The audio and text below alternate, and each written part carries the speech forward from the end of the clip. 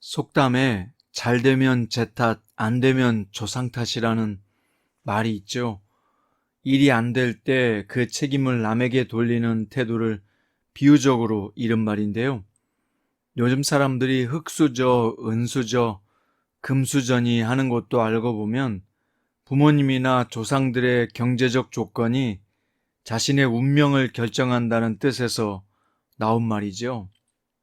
여러분은 자신이 명문 가문에서 출생했기를 바란 적이 없었습니까? 오늘 말씀은요, 우리는 조상들을 선택할 수 없었지만 나의 후손들의 미래는 선택할 수 있다는 내용입니다. 오늘 본문은 창세기 10장 1절부터 32절이고요. 그 중에서 1절과 2절, 6절과 22절 읽겠습니다. 노아의 아들 셈과 함과 야벳의 족보는 이러하니라. 홍수 후에 그들이 아들들을 낳았으니 야벳의 아들은 고멜과 마곡과 마대와 야원과 두발과 메색과 디라스요. 6절입니다. 함의 아들은 구스와 미스라임과 붓과 가나안이요. 22절. 셈의 아들은 엘람과 아수르와 아르박삿과 룻과 아람이요. 아멘. 오늘 말씀의 제목은 가문의 미래는 오늘 나에게 달렸다 입니다. 성경에는 족보가 많이 나오는데요. 특히 창세기 안에서만 10개의 족보가 나옵니다. 단순한 이름만이 아니라 하나님의 놀라운 섭리와 경륜을 일깨우는 하나님의 경영백서가 족보임을 알 수 있습니다.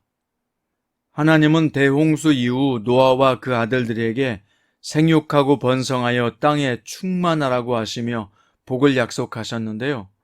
오늘 본문은 셈과 함과 야벳의 후손 70명의 명단과 번성을 소개하고 있습니다. 셈과 함과 야벳의 후손들은 훗날 70민족을 이루게 되는데요. 여기 70이라고 하는 숫자는 히브리 문학에서 전체와 완성을 상징하는 표현인데요.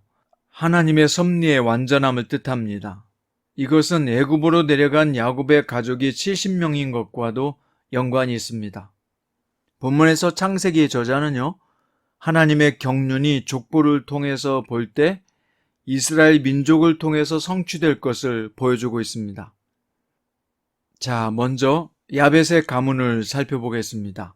야벳의 이름의 뜻은 확장한다, 넓게 한다, 열린다의 뜻을 가지고 있는데요. 형제들 중 가장 작은 족속을 이루었지만 가장 먼 곳까지 뻗어나갔습니다. 당시 세계관으로는 바다 너머가 미제 세상으로 여겨졌기에 바닷가의 땅은 가장 먼 곳을 의미했습니다. 이것은 9장 1절에서 생육하고 번성하여 땅에 충만하라는 말씀이 이루어졌음을 의미합니다. 야벳의 첫째 아들은 고멜이고 둘째 아들 마곡은 흑해 동남쪽의 스르기안족입니다. 셋째 아들 마대는 카스피의 서남쪽에 거주했는데 지금의 터키 지역으로 보면 됩니다. 넷째 아들 야완은 헬라족의 조상이 되었는데요. 그리스, 이탈리아, 전 유럽 서방 세계의 조상이라고 보면 됩니다. 넷째 아들 두발과 여섯째 아들 메색은 소아시아 동쪽에 거주했는데 지금 러시아인의 조상입니다. 일곱째 아들 디라스는 페라스 기안족인데 해적으로 유명한 해양민족의 조상입니다. 야벳의 아들들이 유럽 서방 세계의 민족들을 이루었음을 볼 수 있습니다. 함의 이름의 뜻은 검다, 덥다, 뜨겁다 라고 하는 뜻을 가지고 있는데요. 함은 4명의 아들을 낳았습니다. 함은 아버지 노아의 저주를 받았지만 가장 광범위하게 흩어졌는데요. 특히 이들은 비옥한 초승달 지역인 유프라테스 강 하류와 상류 지역까지 뻗어나갔습니다. 함의 세 아들과 후손들은 하나님의 백성들을 지속적으로 핍박하는 민족이 되었어요. 첫째 아들 구스는 니무롯을 낳았는데 그 이름의 뜻이 대적자, 모반자이며 마귀라는 말과 같은 뜻입니다. 이 니무롯이 영역을 넓혀서 신할 땅까지 차지했는데 창세기 11장에서 바벨탑을 쌓아 하나님을 대적하고 저주받는 일을 주도했던 민족입니다. 훗날 이들이 장악한 니느웨에서 아수르의 군대로 이스라엘을 침공하기도 하고 이후 블레셋의 골리앗이 이스라엘을 위협하기도 하지만 예언된 대로 여호수아 시대에 정복당하여 이스라엘의 종노릇을 하며 야벳의 후손들에게도 종노릇합니다. 함의 후예들의 거주 지역은 아프리카를 중심으로 남아프리카, 에티오피아, 이집트, 팔레스타인이며 이 지역들은 척박해서 현재도 생활하는데 많은 어려움을 겪고 있습니다.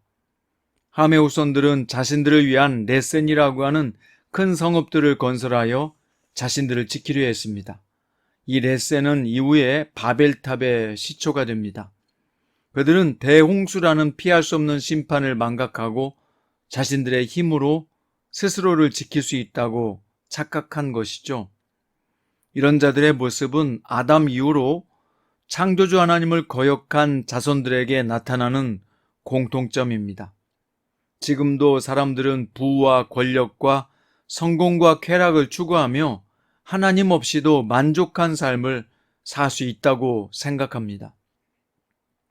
은을 사랑하는 자는 은으로 만족하지 못하고 풍요를 사랑하는 자는 소득으로 만족하지 못한다는 전도서 5장의 말씀처럼 절대 물질로 사람은 만족을 얻을 수 없습니다. 또한 그 무엇으로도 하나님의 심판을 막을 수 없습니다. 자, 마지막으로 저자는 셈족을 소개하고 있는데요. 그 혈통에서 세상이 나뉘어졌다고 기록하고 있습니다. 셈은 노아의 맏아들로서 명성, 유명한이라는 뜻을 가지고 있습니다.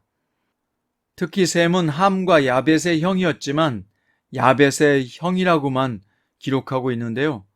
이것은 하나님을 떠나 자신만을 위해 살았던 함과 구별된 사람으로 기록된 것입니다. 셈의 아들들은 5명인데 셋째 아들 아르박삿을 중심으로 신앙의 혈통이 이어집니다. 그래서 아르박삿 이후에 10대째 아브라함이 태어났고 그 이후에 다윗이 태어났으며 마침내 예수 그리스도께서 이 혈통을 타고 오셨습니다. 셈이 맏아들로서 야벳과 함께 아버지인 노아의 허물을 가려줌으로써 구원운동에 큰 유익을 주었기 때문에 영적인 축복을 받은 조상이 된 것입니다.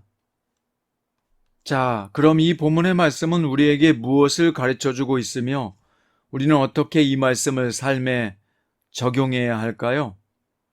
함은 대홍수 이전에 온 세상이 타락했던 그 죄악의 행위를 답습하여 몸에 가지고 있었습니다. 그래서 아버지 노아가 술에 취하여 벌거벗었을 때 음란한 행동을 저질러서 아버지의 저주를 받았습니다. 하지만 그의 후손은 가장 광범위하게 흩어졌는데요.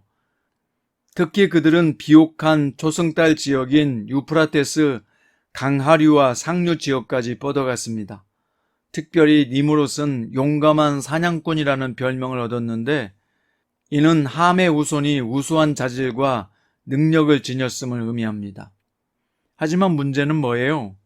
그들이 그 능력을 하나님을 따르는 일에 사용하지 않았다는 것입니다. 중요한 것은요, 우리의 가진 능력의 크기가 문제가 아니라 그 능력을 어떻게 사용하느냐의 문제를 본문은 보여주고 있습니다. 하지만 셈과 야벳은 아버지의 허물을 덮어주었고 아버지는 이들을 축복해 주었는데요. 셈과 야벳이 아버지의 벗은 몸을 덮어주었다는 것은 그들이 생활에서 경건한 사람이었던 것을 보여주는 행위였던 것입니다. 셈과 야벳은 하나님의 구속 역사에 유익을 줌으로써 본인들뿐만 아니라 그의 후예들까지도 큰 축복을 받았습니다. 하지만 함은 구속 역사에 손해를 줌으로써 본인뿐만 아니라 그 후예들까지도 큰 저주를 받게 했습니다. 지금 이 시대를 사는 우리들은 이 사실을 뼈에 새겨야 할 것입니다. 하나님은 과거에 홍수로 인류를 심판하셨지만 현재에는 인류를 온 땅에 생육하고 번성하게 하시는 창조의 계획을 진행하고 계십니다. 또한 그 무엇보다 하나님의 구속사역을 완성시키는 일을 진행하시는데요. 이제 그 일을 마무리 지으실 것입니다. 온 세상에 복음이 땅끝까지 전해지면 예수님이 오셔서 세상 종말이 이루어질 테니까요. 우리는 그 종말의 시점을 살고 있습니다. 우리가 태어날 때 부모님이나 조상들을 결정하지는 못했습니다.